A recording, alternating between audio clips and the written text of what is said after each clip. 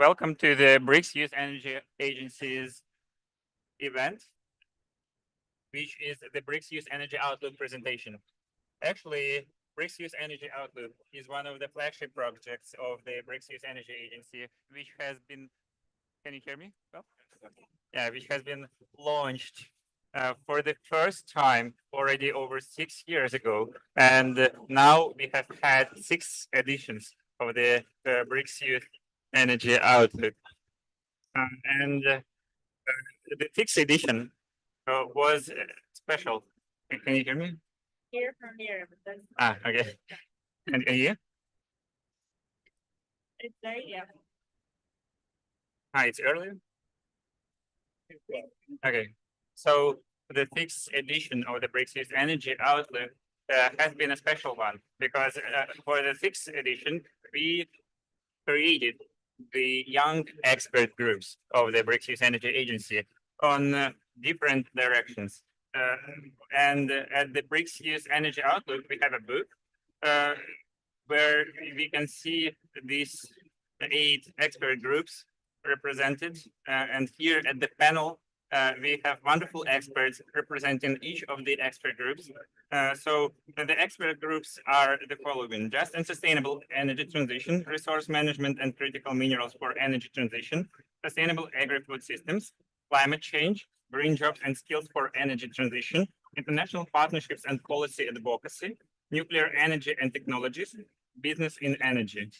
And all of these directions, all of these sectors have been really well explored and well researched by our expert groups, each led by a chief expert and a secretary. And each research group also had 10 members from all around the BRICS countries, both the old ones and the new ones. We now have 10 members, and the Global South countries. So this is a truly breakthrough project, I would say. The BRICS Youth Energy Outlook has already been presented at the BRICS Youth Energy Summit, a flagship event that happened in Moscow in September 2024. And at the BRICS Youth Energy Summit, we had around 100 participants from all the BRICS states and the Global South to speak and explore also different aspects of energy. And the Outlook presentation there happened on the 28th of September, featuring also key aspects. Here at COP, we decided to organize the second round of the presentation of the Outlook because first, here we have some experts from our expert groups who haven't been present at the summit. And we are really happy to finally meet you in person because all the work in the expert groups was being done in online format. And our researchers, even though working really closely and intensively on these research topics, never met each other in real life. So first opportunity was the BRICS Youth Energy Summit. And now we have another opportunity here at COP where we have at least 10 members of the BRICS YEA community present, being representing different organizations and universities and countries, but now we're all united at this panel. So thank you for being here. I would like to introduce our experts finally. First, Yomna El Amravi, Chief Expert of the Young Expert Group of Business on Business in Energy. Thank you for being here. Thank you. Then Katalia Khan, Secretary of the Young Expert Group on International Partnerships and Policy Advocacy. This expert groups has been particularly important for me as a diplomat because I've always considered like partnerships a key cornerstone of the youth energy cooperations, and like just for us. Having all of you here representing different countries and organizations already means that partnerships and cooperation works. Then Georges Habib, member of Young Expert Group on Climate Change from Lebanon, working in Saudi Arabia. And Mateusz Menezes Asef, member of the Young Expert Group of International Partnerships and Policy Advocacy as well. And Akan Kaka Varade, delegate of the sixth BRICS Youth Energy Summit, who has also witnessed all the work being done by BRICS YEA and being engaged in this work. And at the BRICS Youth Energy Summit, we organized some 4 side sessions on this outlook. And I think you might also tell us later about your work on this. Let's start with Yomna. Yomna, when working on business in energy, what did you find as your key findings when like just coming to this scenario analysis, which was included as one of the key parts of the outlook and all the research you did? What are the key findings of your research? Okay. First, I'd like to thank you for the opportunity and for just the task of coming up with the Business Energy Youth Outlook. That was such an experience where we had just a quick recap of the story of our group. We weren't part of the groups. It was only 7 groups, I think. And then once you found a lot of founders for startups, you decided okay, they need a voice. So in the end, we had a new group, and we kind of, at the beginning, we didn't really have a direction. Okay, what do we want to say? What do we want this platform to represent when it comes to the voice of business, youth, in the energy market and in climate tech? And in the end, we were like, okay, we want to focus on startups. They need a lot more, they need a much bigger space when it comes to a voice. And we're here at COP29. I think it's very apt where we have to push the agenda for this. And one of the biggest takeaways from the report was that we need a different approach when it comes to SMEs, different from the SMEs in general, especially for energy and climate tech, because it's still a very new sector. It's still pretty much monopolized by bigger corporations. And for startups to push for this, they need a lot more investment and they need a lot more resources than normal SMEs. And especially in this sector, our business models are very, they need a lot of capital and a lot more investment versus other SMEs that could just come up with an app and they're off the ground and they have an MVP that they can sell with. It's different for us, people working in food, people working in agriculture, people working in alternative solutions to sort out the climate agenda. We need a lot more investment, and actually we have it harder, especially after COVID and especially after what's happening in the entrepreneurship scene. Now it's tougher to secure investment. It's tougher to work with the current policy mechanism. So, and this is one of the biggest things that we came up with, or the recommendations that we had for the report. But what's interesting about BRICS is that we have a different, or one of the most exciting parts was a new order. We're kind of voicing the global south. And we have a lot of resources across these different countries. And with the addition of new countries, they have the UAE and Saudi Arabia, for example, they have a lot more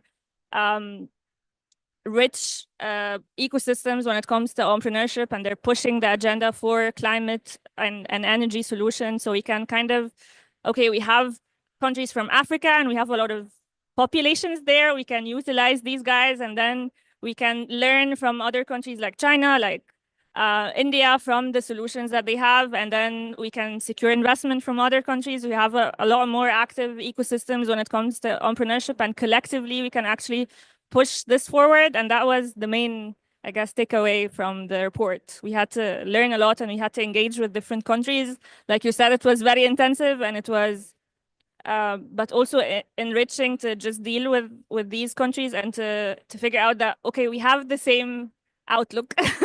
We're speaking the same language. We want to push the agenda to move away from the polarized world where the Western agenda is the one being pushed forward. We want to change what's happening. And yeah, I guess this is one of the platforms where we can say that.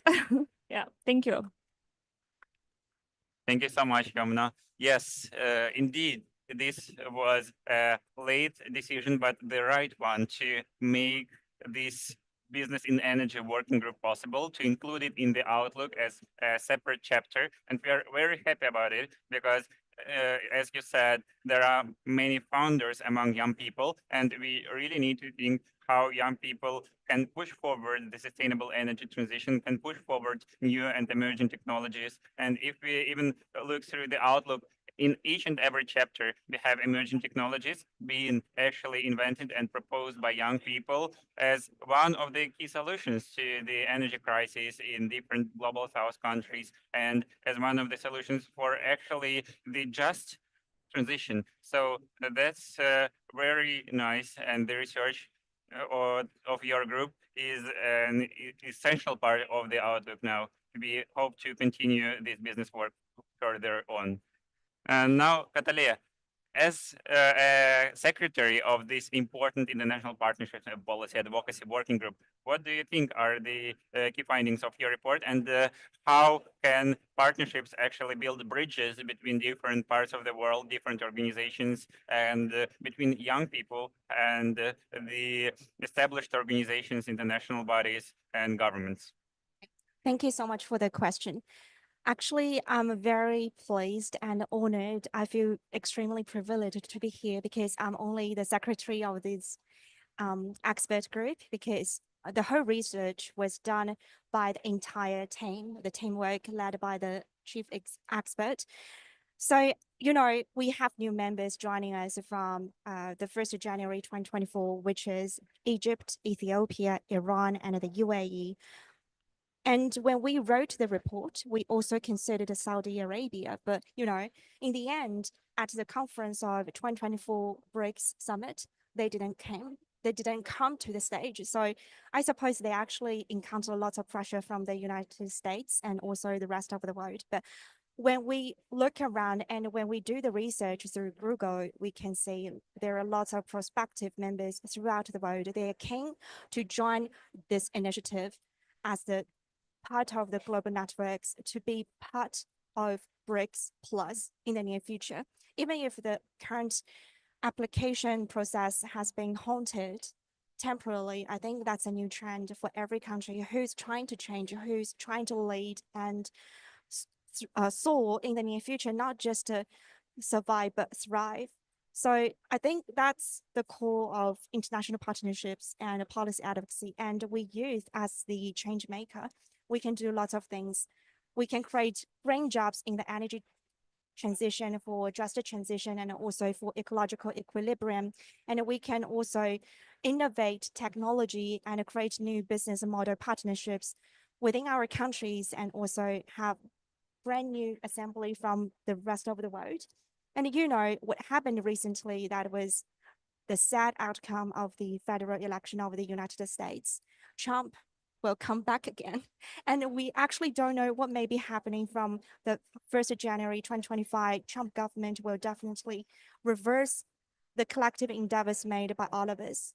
And, what's the meaning? What's the point of collecting everyone and also founding BRICS back in 2009, and also the new development bank, previously known as BRICS Bank? We need to think about our initial part and also intention, why we gather together. And it's not necessarily only Youth Energy Assembly or agency. It's actually way beyond that. It's about international relations. It's about geopolitics. And no matter what happened in the rest of the world, especially EU protectionism and de facto, and all of those things, we need to think again. We use what we can do together to create a new currency, to not to challenge, but it's more like a potential alternative, or another starting point to shake the Bretton Forest system, and also to challenge the current position of US dollar. So I think maybe we need to build trust, and also we can do more to mobilize funds to support the existing and upcoming projects across states. So that's what I would love to convey at the current stage. Thank you. And before we move from you, I have an additional question. Yes. Just touching upon a different aspect, a different dimension, I would say, even, of the international partnerships and cooperation topic. If we look at young people, young youth organizations. How do you think, maybe you found something in your research, how do you think youth organizations, young people in general, can uh, build this bridge, how build trust, and you know, as you said, in different parts of the world, which is now segmented, there are different youth organizations. Sometimes they don't have any connection to one another. BRICS is also expanding to new countries and new regions. And for us at the BRICS Youth Energy Agency, for example, it might be difficult to just identify who leads the energy cooperation in this country from the youth side. Uh, what instruments do you think we as BRICS YEA or other youth organizations can utilize in order to find these partners in new parts of the world, in order to build partnerships and cooperate with one another on such a global forum where everyone is present? Okay, that's a very good question because, when we talk about the partnership and cross-sectoral collaborations and also interstate and beyond corporations, we need to challenge each other, like, what's your intention to do that? So I suppose it's a long way to go, but we do have existing initiatives like student energy and all of these youth-led organizations and initiatives. For example, UNCCD, they will be hosted in Saudi Arabia, Riyadh, very soon next month. And before doing that, they also have the Youth Summit. They support funds to ensure that like 50% of the participants must be from Africa, and the remaining 20 will be from Latin America and the Caribbean area, and around 10 to 20% participants are from across Asia Pacific. So as you can see, they do have the selection priority and criteria, which one should be prioritized as per the definition of IMF and World Bank Group. So that's the guidance and indicators we need to look into. And while speaking of the collaboration across youth-led organizations and climate initiatives, we actually have the one common goal, which is GHG emission, mitigation, adaptation, and loss damage. We need to cover all of these topics, and energy, renewable energy, affordable clean energy, clean cooking. That's the center of what we are currently looking at. And artificial intelligence, technology, and all kinds of innovations should be bolstered and also empowered to move forward. And youth should be, amplified to keep this momentum to move forward. Yes, that's pretty much what I learned and also understand throughout the process. Thank you very much, Catalea. And George, if you don't mind, we will come back to you in the next moment. First, I would like to ask Mateusz, as he just represents the same working group, the International Partnerships and Policy Advocacy, so that we don't switch the topic so radically further to climate change. When it comes to your experience participating in this research, what do you think also, like, just tell us about your experience participating in such global initiatives as the BRICS Youth Energy Agency's Outlook, and what did you learn from it as just a young person, a young researcher from your country? Sorry, just the last part didn't come. Yes, what did you learn from this experience? Okay. First thing, nice to meet you all, and thank you very much for the opportunity. My name is Mateus. I'm doing my master's in climate futures, and when I started with you guys, I didn't have many experience. It's working.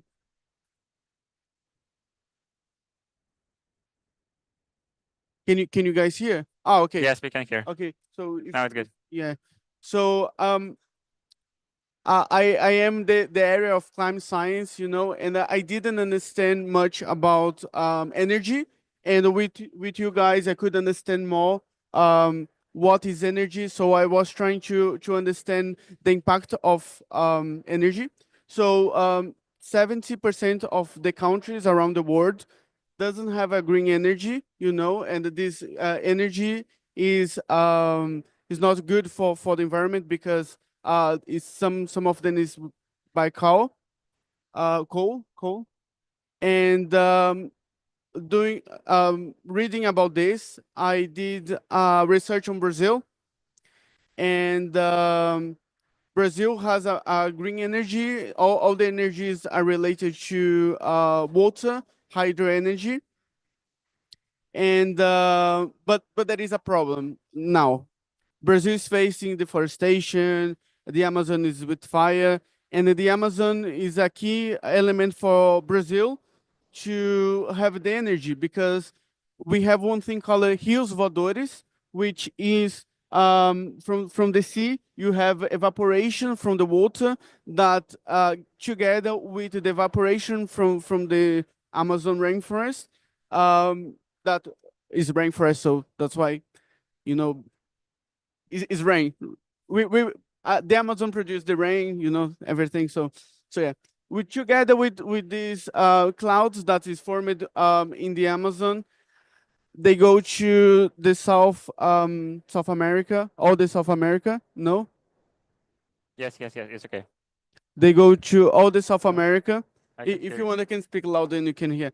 They go all to the South America and produce the energy of Brazil. Brazil has 65 to 68% of the energy with hydro, and the problem is we having a lot of deforestation. We are not having too much rain, and we can have an impact on the green energy in Brazil. That's why Brazil at the moment is investing in hydro energy and aeolic energy, to have a green energy, as like if the hydro doesn't work, we have other sources to use, and we hope as Brazilians we can influence other countries, you know, and work together with BRICS. So yeah, thank you. Thank you very much. Yes, indeed.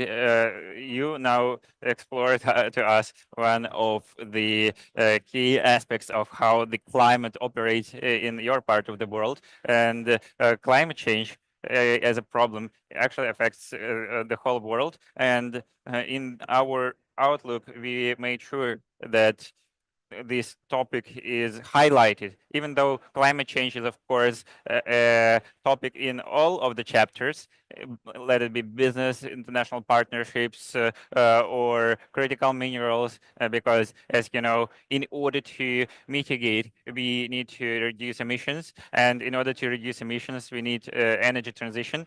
Energy transition means transition into renewable energy sources. And renewable energy sources, of course, mean more critical minerals that are needed. And critical minerals are located in the territories where there hasn't been a lot of industrial production yet. And just highlighting one of these chapters that is not being represented by young experts in our panel, I just like to say that this is also the connection to the Arctic, because here we are at the Arctic Pavilion speaking about the outlook. And in the critical minerals chapter, there is also a statement that over 55% of all critical minerals deposit are located in the territories of indigenous peoples who live in the Arctic or in the Amazon or in other parts of the world, which makes indigenous also perspective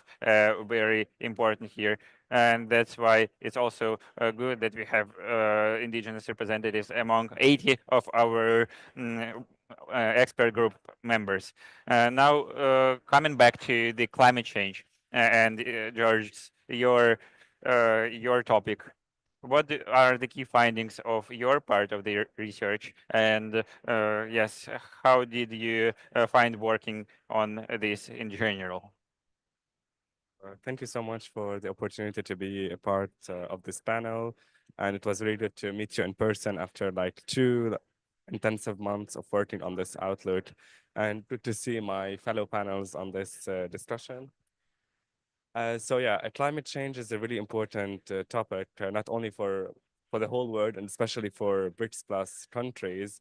And what's really made it special, or maybe what really intrigued me in this outlook that each country in BRICS plus nations has their own challenges for climate change. So challenges in Brazil are completely different from challenges in Russia, from South Africa. For example, in Russia, we have the problem of the melting permafrost. In South Africa, we have the problem of increasing water scarcity. So we had like really a wide array of inputs from different perspectives from the BRICS plus nations. On our outlook, in our chapter of climate change, we worked on several sub-themes. The first one was the Paris Agreement and the 17 United Nations Sustainable Development Goals. And in this area, the key finding was like we need more like capital flow between from the nations, the global north, who are more responsible about historically responsible of the gas emissions. Almost around $100 billion annually are needed to support the developing countries for just for the mitigation processes and mitigation and adaptation plans. Sub-theme 2, which I personally worked on, was the water resources realities and the nexus of climate change and water realities, especially in Saudi Arabia. Saudi Arabia is a leading country in water desalination, and we all know that this technology is very demanding and consuming of energy. And also Saudi Arabia now is investing in building new desalination plants, full size and fully powered by solar energy. So we need, in this area, we need like more investment in water management infrastructure. Another sub-theme we worked on is the climate change accountability, or especially from the big emitters and corporates in the energy sector. We need more disclosure of environmental performance, disclosures and corporate emission reporting, and divestment from fossil fuels. Sub-theme for climate technological collaborations between nations, BRICS plus nations, in the areas of energy technology and development. We all know that BRICS plus countries are increasingly investing in renewable energies like solar, wind, bioenergy to move away from fossil fuel. And also in the transportation sector is like responsible about a big chunk of gas emissions in the BRICS plus nations. So there is also like a trend to promote electric vehicles to reduce their emissions. This is also underscores BRICS plus nations' commitment to sustainable energy and decarbonization through technological collaborations. In this area, what is needed is like more knowledge transfer between BRICS countries. Sub-theme 5, we worked on the energy security and its significance on climate change. We all know that energy is like is at the core of our economies. Without energy, our economies collapse. So to have like prosperous futures, energy like is so crucial. So in this aspect, in this field, the World Energy Council is emphasizing on involving diverse communities in addressing global energy challenges, aiming for societal transformations beyond decarbonization. And the last sub-theme we worked on is the BRICS intra-country climate finance flows in relation to the energy sector. As I said earlier, like climate finance flows are important, especially here at COP29, which was coined as Finance COP, and we are here. So many people here are discussing the NCTUG to increase the number of climate finance annually. So climate finance is really important to be on the right track to limit the global warming. Sadly, not all BRICS, mostly all BRICS plus nations are not on the right path, not on the right track to meet their obligations of the Paris Agreement. So in this area, the best like or the most important and the crucial key finding was that we need like more finance flows between BRICS countries mostly like grants with low interest loans through mechanisms established by the Paris Agreement. Thank you very much, George.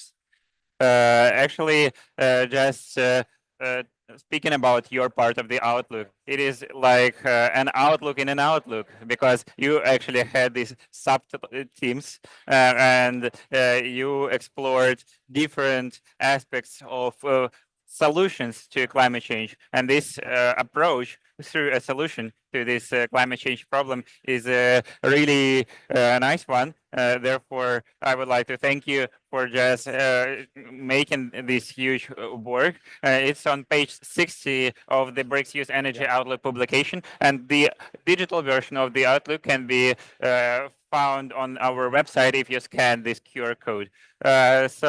When it comes to no worries, we will distribute this then later. When it comes to another question I have to you, George, there's a short one. So here we are at the UNFCCC Conference of the Parties, and you see that there are some BRICS YEA representatives present here. From the climate change researcher perspective, how do you think our engagement in this climate change process in general might be evolved as BRICS YEA, as BRICS Youth, and Global South Youth? What do you think about this? What was really good about the BRICS Youth Energy Outlook, as I said earlier in my segment, that we really had a different perspective from different Global South countries. And as I always say, energy transition or maybe climate change mitigation and adaptation plans are not like a template. You cannot, for example, if the EU have their own adaptation or mitigation plans, these are maybe applicable only for the EU. In the BRICS countries or maybe Global South countries, they have different challenges and different pathways to contribute to these plans of mitigations and adaptations. So this is really important that the BRICS plus nations is a very diverse group and state members from the Global South. And what's really also important about the BRICS Youth Energy Agency is that we are given a voice to put our inputs on a global level. Thank you very much. Yes. So now we are at the global level, and at the global level, we have also organized the BRICS Youth Energy Summit. I think that the summit can also be considered as global, as we had representatives of so many nations present there. And I would like to ask Akanksha to tell about her experiences from the BRICS Youth Energy Summit, and how this helped you to just explore the BRICS Youth Energy Outlook, the topics that are included here as chapters, and your key takeaways from this. Okay, so firstly, I'd like to thank BRICS Youth Energy Agency for organizing this wonderful summit. And it's a pleasure to be back meeting Alex, Vadim, Arseny, everyone. Thank you for that. Secondly, as we were talking regarding the BRICS Youth Energy Summit, some of the key points that were discussed were also covered here. So my friend on climate change, he mentioned about the energy mix. So that is something that we deliberated very well in the summit. We saw about the energy mix of Russia and all the other BRICS countries that were present and what could be an ideal one. So we had a brief discussion on that. The other topic that was mentioned today regarding finance. So we also saw how the different countries had their own speciality. Like for example, if you observe Brazil for that matter, their expertise is in bioenergy, bioethanol. If you observe China, they have achieved expertise in electric mobility. If you observe India, we have done phenomenally well in solar and wind energies. Russia, for that matter, they have done exceptionally well in nuclear energy, nuclear technology. South Africa is doing really well transitioning from a coal base to a renewable economy. So BRICS, the summit was a culmination kind of thing where I could experience people coming in from different point of views. They had their own expertise and we all came together on one platform and we thought what could be the best thing that we all could do together. So in that way, it was a huge achievement for the BRICS YEA. Speaking about that, the as you mentioned regarding the report, so one of the topics that I was particularly interested in the report was regarding the green jobs. So being a researcher who has previously worked on that, I found that section particularly interesting.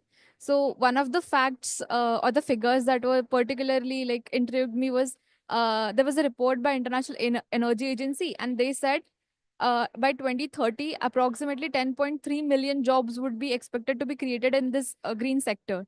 So now looking at the amount of employees that the currently this energy sector employs, that is 60 million, which is a very good number, imagining the pace with which we are undergoing the transition. I remember reading another report that said by 2050 we'll have 60 million jobs in the green sector. So this is a very good example of the green sector creating equivalent amount of jobs that are already present in the current scenario.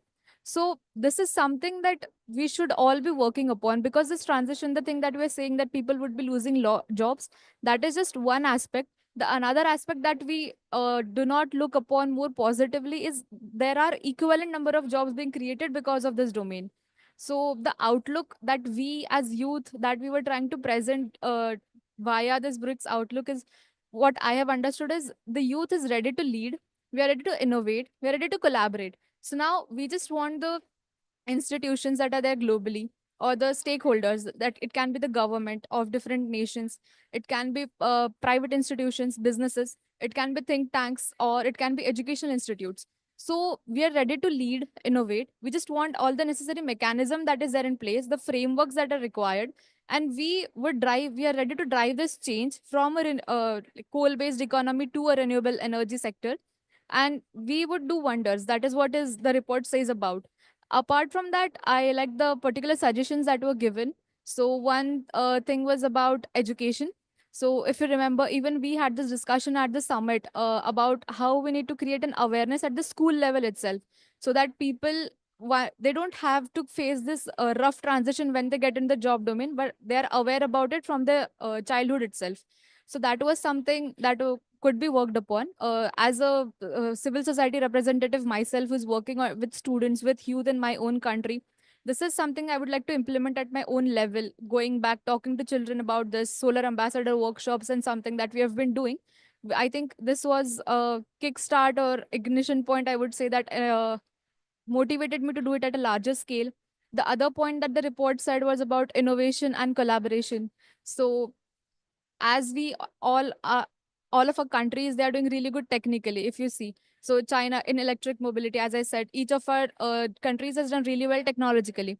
So this report should also call for tech transfer is one of the main points, and that is something maybe which could be taken up next year for the research areas. And technology transfer and collaboration for research within these BRICS countries is something that we could advocate for the next upcoming years. And as my friend also mentioned about finance, so if we see this year's report, 2022 report of OECD, the West has said that they have delivered their goal of $100 billion and also exceeded it. But and they want to basically get done with it as they've done it for 1 year. But as BRICS nation, we should call for repetitive achievement of that goal. Like doing it for just 1 year is not enough. You have promised it annually, so you need to follow up with your promise. So that is what we all should be advocating for in the upcoming versions of Outlook, is what I feel. Thank you very much. Actually, thank you especially for highlighting also one important topic from the Outlook, green jobs. And we've worked on this a lot during the summit in Moscow. And I've been leading also the discussions on this. And what we found out is also that in BRICS nations, this sector is still to be evolved.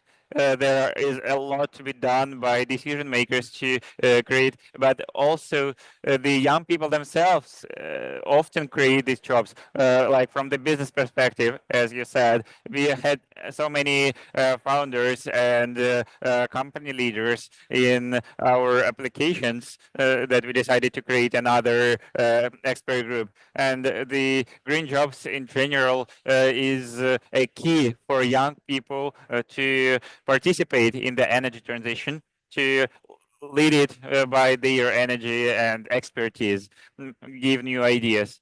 So thank you very much for this. And also another very short question. Being a participant of both the BRICS Youth Energy Summit in Moscow and of UNFCCC COP, what do you think is a better platform for promoting like BRICS vision of the future of energy and climate, and how we as BRICS Youth Energy Agency might leverage from these global fora? Okay, so this is actually something we could work upon. So now here I'm in COP, I'm a party overflow delegate. So I get to attend all the negotiations and see what's actually happening.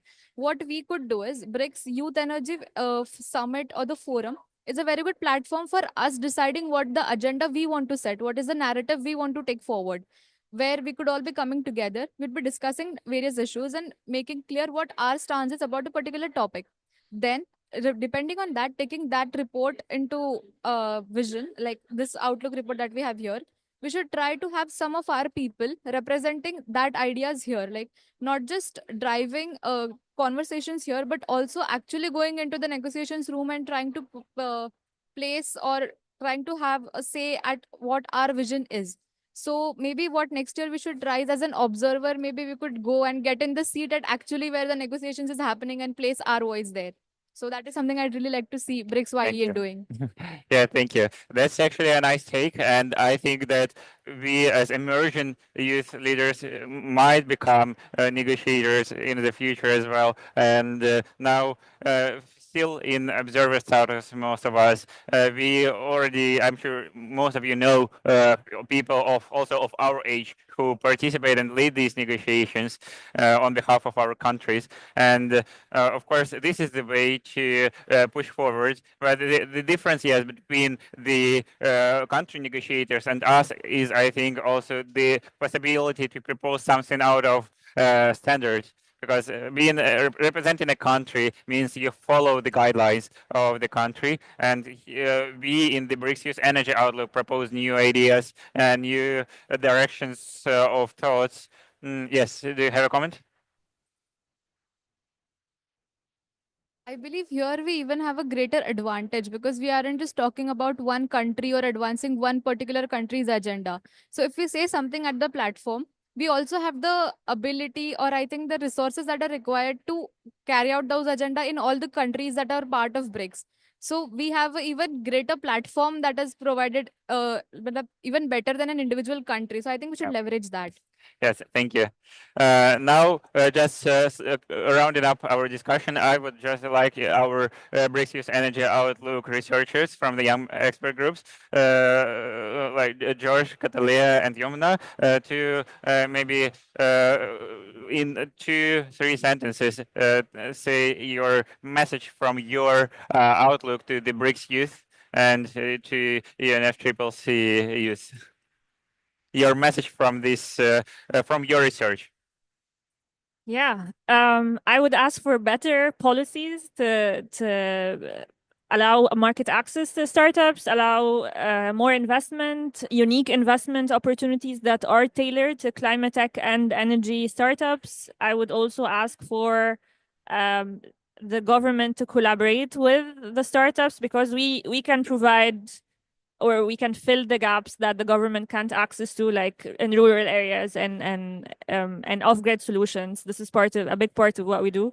So, but we need a lot more access to the market that we can't get access to. And also, I want to echo one point that was said.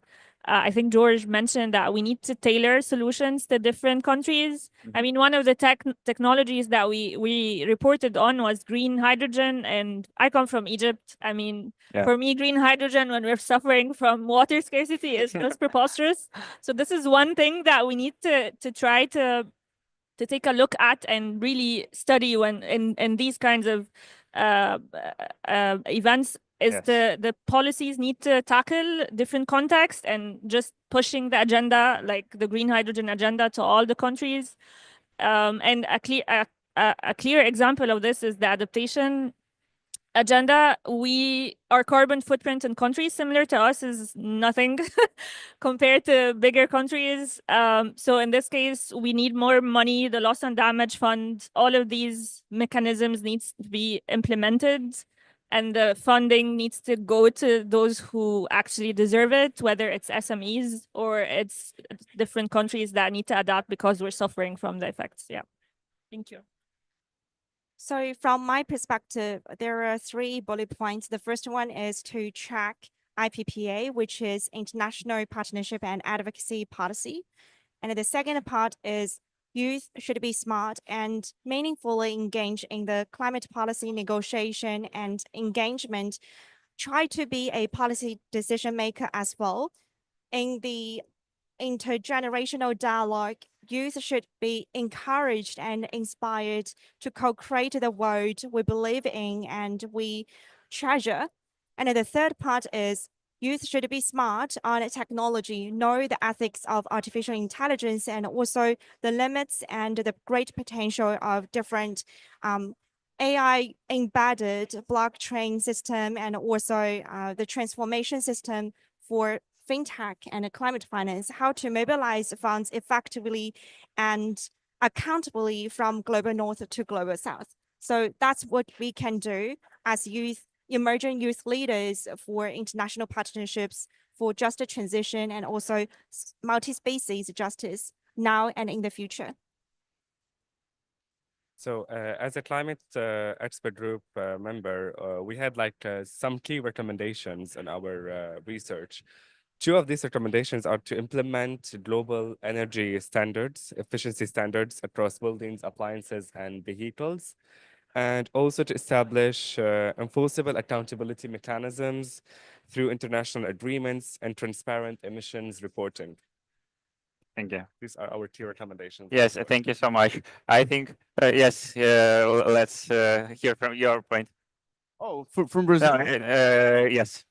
Oh, I think I already said about the energy that we are changing from the hydro, because we are starting having lack of water, and we are starting going to bioenergy, hydro energy, and also aeolic energy. So I already said in the Thank you. beginning, so Okay. I'm sorry. Okay. Okay, so I I think like the Outlook presenters have already reported. I think that now we can round up our discussion, and I would like to thank you for being present at COP, because for out of we have had, as I said, 80 young expert group members in general in all the BRICS and Global South countries. And unfortunately, at COP, we don't have that many BRICS YEA representatives. But thank you for being here. Thank you for delivering BRICS expertise and for just working on this important track. Thank you for presenting the findings of your report on this important conference. Again, for everyone interested, we have a QR code on the screen, which you can scan and find the electronic digital version of the Outlook. And on the website, it will also be available soon, I hope. Yes. Of course, next year is COP30 in Brazil, and I hope there we will present a new BRICS Youth Energy Outlook. We will discover how to develop further this project, how to evolve our young expert groups. So thank you very much for your work. Yes, Thank you. invite. So first thing, I would like to invite you all here to come to Brazil. I can help you with the language and the food as well. It's really good, really delicious. It's gonna be warm, okay? It's not gonna be cold like here. For me, it's cold, from Brazil. But yeah, for us, we understand each other. And COP30 is gonna be really important because we are gonna see what the countries are really doing with the NDCs, and we might see what she said relate to Trump. Maybe he's not coming or bringing any delegation from the United States. So let's see. But I really, really want to see this bigger in the COP30 because it's gonna be my house, Thank you. in my home. So I wish you see you all, and I thank very much for the opportunity, and I thank you, to be here, listen to us, and this is really important. Yeah, This like is gonna be bigger, I'd like to ask, who of you does not have the Outlook copy? You don't? Kataya, do you have? Okay, then this is for you. Yeah, let's make a joint picture. Yes, Alex, can you make a picture of us? Alex, actually, you have to join us. Erhan, can you make a picture of us?